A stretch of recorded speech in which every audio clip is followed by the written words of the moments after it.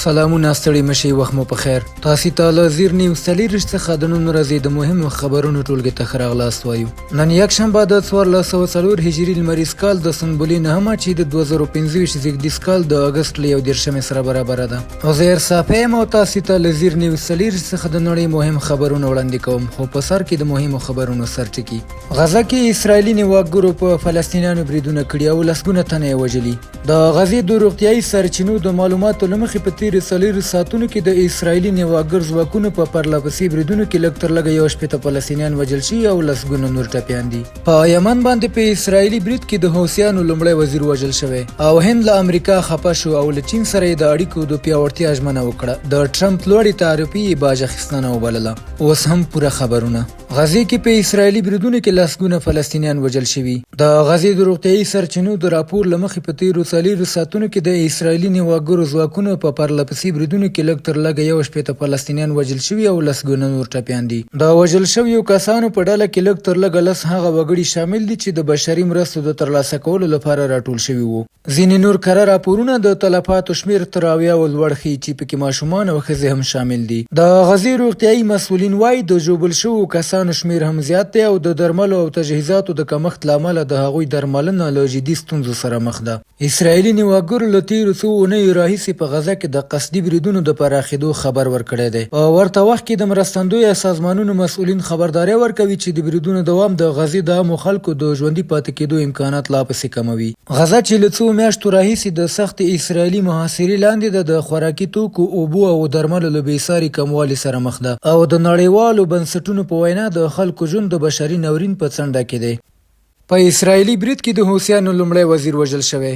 راپورونه وایي د یمن په پلازمینه سنه کې د اسرایل هوایي برید د حوثیانو د حکومت لومړی وزیر احمد غالب الرهوي له څو نورو وزیرانو سره وژلی دی. د حوثیانو په وینا الرهوي د پنجشنبې په ورځ په هغه مهال هدف شو چې له خپلو همکارو وزیرانو سره په یو ورکشاپ کې ناست و. د وژل شوو نورو وزیرانو کره شمېر تر اوسه نه دی څرګند شوی. د حوثیانو د سیاسي شورا مشر مهدي المشات د پیښې پخلی کړی او خبرداری ورکړی چې د دې برید غچ به اخلي. نوموړي د غزې له خلکو سره د همدردۍ څرګندولو پر مهال وویل چې د هغوی دریځ د فلسطین د محاصرې تر پای ته رسېدو پورې نه بدلیږي. اسرایلي رسنیو بیا د یوې امنیتي سرچینې په حواله راپور ورکړی چې په برید کې د حوثي کابینې ټول غړي په نښه شوي دي چې پکې لومړی وزیر او 12 نور وزیران شامل وو، خو تر دې دمه د برید د تلفاتو بشپړ جزئیات نه دي خپاره شوي.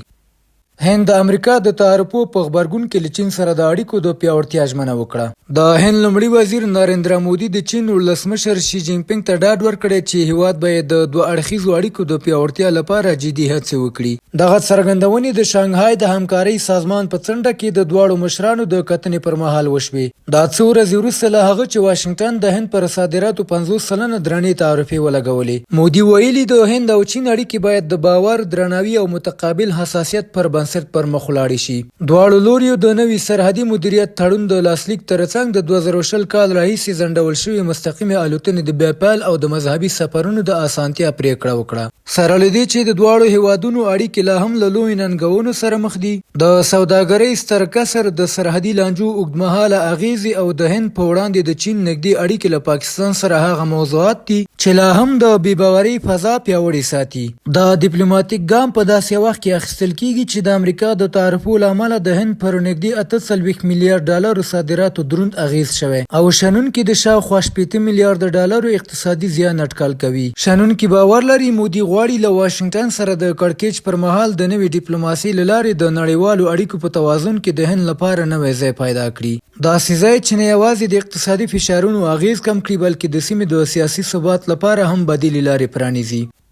په اندونیزیا کې د پراخې ناارامۍ له امله د ولسمشر سفر لغوه شو. ټیک ټاک ژوندۍ بڼه هم وتړله. د اندونیزیا ولسمشر پرابوو سوبیانتو خپل پلان شوی سفر چین ته لغوه کړ. دا وروسته له هغې چې د استازو د لوړ امتیازاتو پر ضد لاریون خونړی شو او څو ښارونو ته وغځېده. چارواکي وایي د جمعې په ورځ د سولایوسي په مکسار ښار کې د ولایتي پارلمان ودانۍ په اور لګېدنه کې لږ تر لږه 3 تنه وژل شوي دي.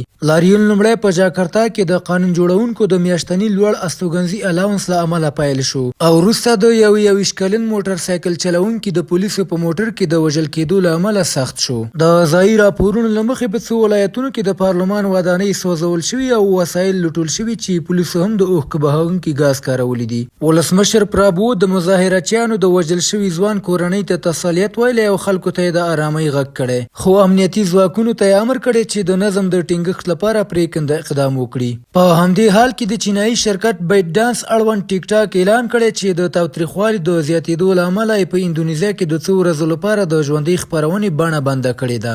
نړیوال څارونکي اندېښنه لري چې حکومت د خلکو د غوښتنو پر ځای د بیانیو او روایتونو پر کنټرول تمرکز کوي. حال دا چې د ژوند لګښتونو، مالیاتو او بیکارۍ له امله د خلکو قهر ورځ تر بلې پراخېږي.